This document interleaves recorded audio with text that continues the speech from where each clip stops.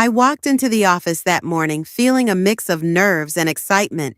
It was a big opportunity, one I had been preparing for tirelessly. I had my resume in hand, my best outfit on, and a hopeful mindset. The receptionist gave me a polite smile and asked me to wait. As I sat there, going over my answers in my head, I noticed a black man sitting across from me. He looked calm, confident, like he had done this 100 times before. A few minutes later, the interviewer stepped out and called my name. Just as I stood up, something happened that completely caught me off guard. The black man, who had been quietly sitting there, suddenly did something I never saw coming. For a moment, I froze, unsure of how to react. My heart pounded as I tried to make sense of what was happening. I wasn't sure if this would ruin my chances or change everything about this interview. But one thing was certain, I would never forget this moment. What he did next left me absolutely speechless. And trust me, you won't believe it either. Let me take you through exactly what happened that day. For a split second, I wondered if I had imagined it. But no, everyone in the waiting area had noticed. The receptionist's eyes widened slightly before she quickly looked away, pretending nothing had happened. My hands tightened around my resume as I forced myself to stay composed. The black man, still seated, glanced at me with an unreadable expression. Was it confidence? Nerves? Something else entirely? I couldn't tell. The interviewer, who had just called my name, hesitated for a moment before gesturing for me to follow. My legs felt stiff as I walked past him, my mind racing with questions. What had just happened? And more importantly, why? As I followed the interviewer down the hallway, my mind kept replaying that moment. What did it mean? Was it intentional? Was I overthinking? I stole a glance back, but the black man was still seated, his expression calm, too calm. It felt like he knew something I didn't. Inside the interview room, I struggled to focus. The questions came at me, but my thoughts were elsewhere. Was this a test, a setup, or just a strange coincidence? My voice wavered slightly as I answered, but I couldn't shake the uneasy feeling that whatever had happened out there wasn't over yet. The interviewer nodded as I spoke, but I could tell he noticed my distraction. I tried to push the moment from earlier out of my mind, but it lingered like an unanswered question. Then, just as I was starting to regain focus, the door creaked open slightly. My breath hitched.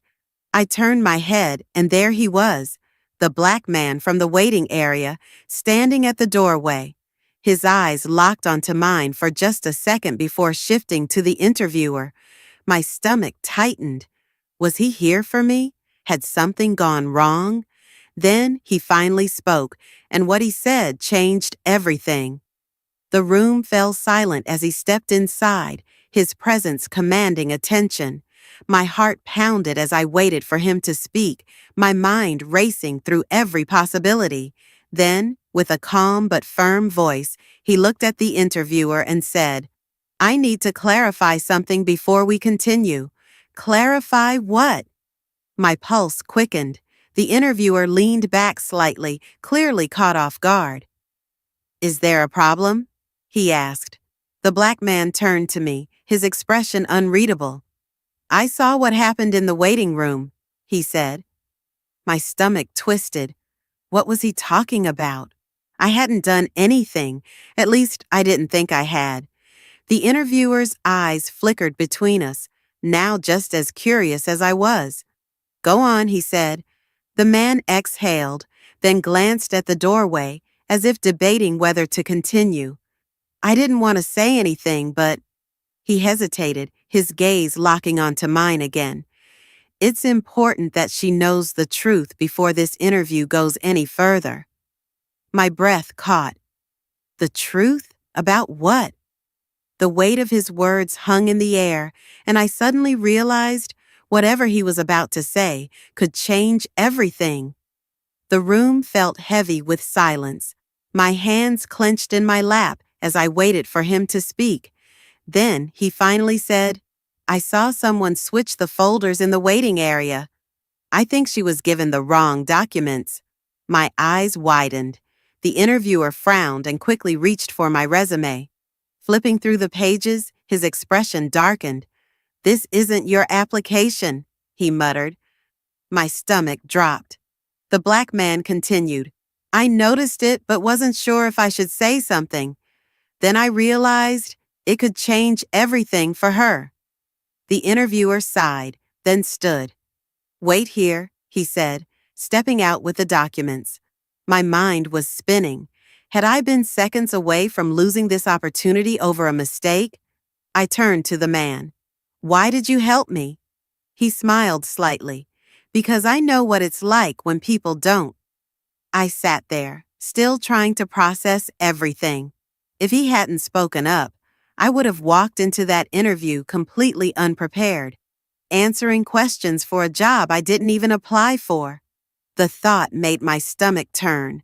A few minutes later, the interviewer returned with my actual application in hand. "Looks like there was a mix-up," he said, shaking his head. "Let's start over." This time, I was ready. My nerves were still there, but they felt different, lighter, more focused. I answered each question with confidence, knowing I had been given a second chance. As the interview wrapped up, the interviewer stood and extended his hand. "You're a strong candidate," he said. "We'll be in touch soon." Walking out, I turned to the black man who had helped me. "I owe you," I said sincerely. He smiled. "Just pay it forward." Then, without another word, he walked away. As I stepped outside, I took a deep breath, feeling grateful, not just for the opportunity, but for the reminder that sometimes the kindness of a stranger can change everything. And in that moment, I knew I'd never forget what happened that day.